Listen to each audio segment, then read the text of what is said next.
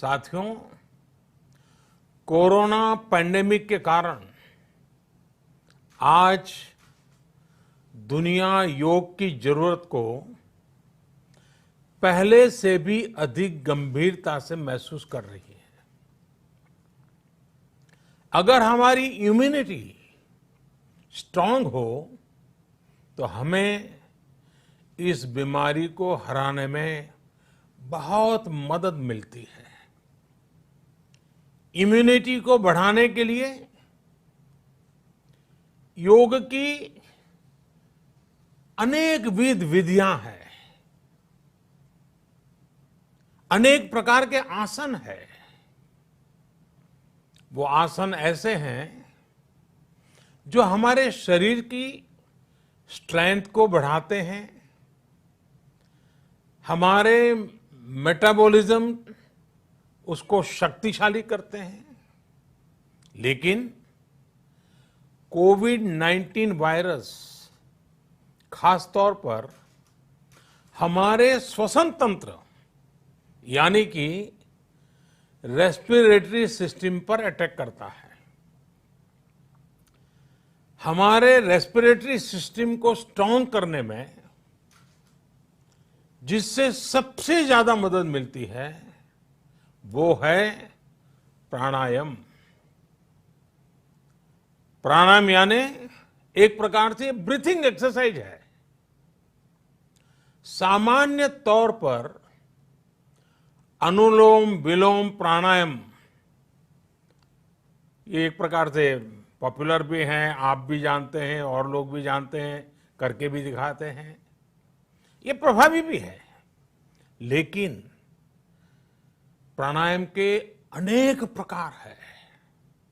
इसमें अगर आप प्राणायाम को जानने वालों से मिलोगे तो बताएंगे शीतली है, कपालभाति है, भ्रामरी है, भस्त्रिका है, बहुत है, अनगिनत है।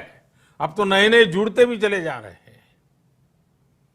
योग की ये सभी विधाएं, ये तकनीक हमारे रेस्पिरेटरी सिस्टम और इम्यून सिस्टम दोनों को मजबूत करने में बहुत मदद करती है। इसलिए आपसे मेरा विशेष आग्रह है, आप आसन करते हो, एक्सरसाइज करते हो, जो भी करते हो जरूर करें, लेकिन आप प्राणायाम को अपने डेली अभ्यास में जरूर शामिल करिए। और अनुलोम विलोम के साथ ही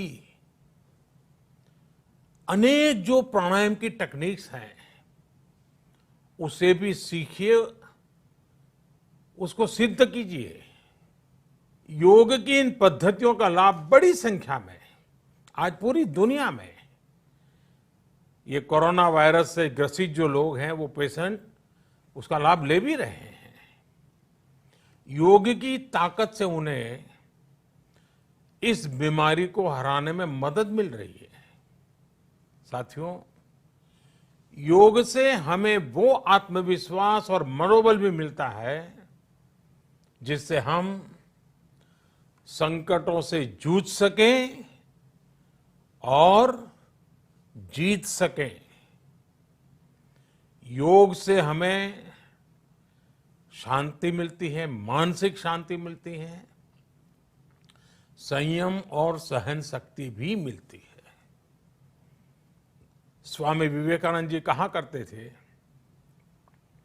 एक आदर्श व्यक्ति वो है जो नितांत निर्जन में भी क्रियाशील रहता है और अत्यधिक गतिशील में भी संपूर्ण शांति का अनुभव करता है। किसी भी व्यक्ति के लिए एक बहुत बड़ी क्षमता होती है, जब बहुत ज्यादा विपरीत परिस्थिति हो तब भी एक्टिव रहना, थककर हार न मानना, बैलेंस रहना, ये सारी चीजें योग के माध्यम से हमारे जीवन में स्थान प्राप्त करती हैं, हमारे जीवन को बदल देती है, ताकत देती है। और इसलिए आपने भी देखा होगा, महसूस किया होगा, योग का साधक कभी संकट में धैर्य नहीं खोता है। योग का अर्थ ही है समत्वम योग उच्यते, अर्थात अनुकूलता, प्रतिकूलता, सफलता, विफलता, सुख, संकट, हर परिस्थिति में समान रहने, अडिग रहने का नाम उसी तो योग कहते हैं। Friends, yoga enhance our quest for a healthier planet. It has emerged as a force for unity and deepens the bonds of humanity. It does not discriminate. It goes beyond race, color, gender, faith, and nations. Anybody can embrace yoga. All you need is some part of your time and empty space. Yoga is giving us not only the physical strength, but also mental balance and emotional stability to confidently negotiate the challenges before us. Friends, if we can fine-tune our course of health and hope, the day is not far away when world will witness the success of healthy and happy humanity. Yoga can definitely help us make this happen. साथियों, जब हम योग के माध्यम से समस्याओं के समाधान की बात कर रहे हैं, दुनिया के कल्याण की बात कर रहे हैं, तो मैं योगेश्वर कृष्ण के कर्मयोग का भी आपको पुनः स्मरण करना चाहता हूं। गीता में भगवान कृष्ण ने योग की व्याख्या करते हुए कहा है, योगः कर्मसु कौशलम, अर्थात कर्म की कुशलता ही योग है। Efficiency in action is yoga.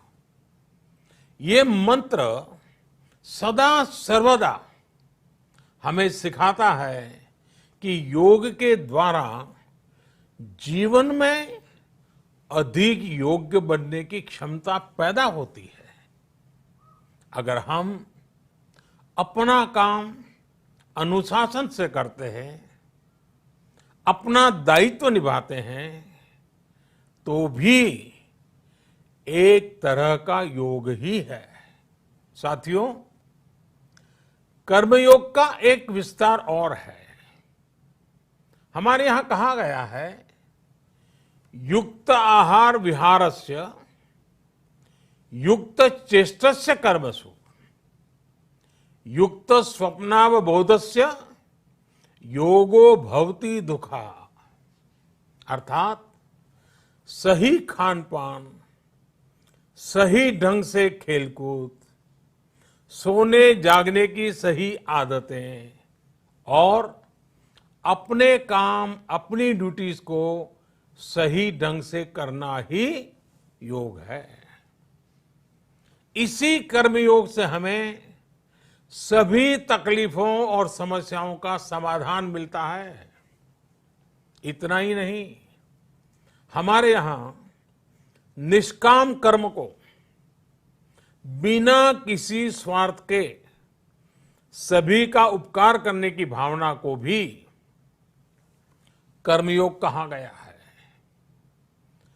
कर्मयोग की ये भावना भारत के रग रग में रची बसी है। जब भी जरूरत पड़ी, भारत के इस निस्वार्थ भाव को पूरी दुनिया ने अनुभव किया है। साथियों, जब हम योग से चलते हैं, कर्मयोग की भावना से चलते हैं, तो व्यक्ति के तौर पर, समाज के तौर पर, देश के तौर पर हमारी शक्ति भी कई गुना बढ़ जाती है। आज हमें इसी भावना से संकल्प लेना है। हम अपने स्वास्थ्य के लिए, अपनों के स्वास्थ्य के लिए हर संभव प्रयास करेंगे। एक सजग नागरिक के रूप में हम परिवार और समाज के रूप में एकजुट होकर आगे बढ़ेंगे। हम प्रयास करेंगे कि yoga at home and yoga with family को अपने जीवन का हिस्सा बनाएं। ये सिर्फ एक दिन के लिए नहीं होना चाहिए। और अगर हम ये करेंगे तो हम जरूर सफल होंगे, हम जरूर विजयी होंगे। इसी विश्वास के साथ आप सभी को फिर से अंतर्राष्ट्रीय योग दिवस की अनेक अनेक शुभकामनाएं। लोकाः समस्ता सुखिनो भवन्तु। ओम।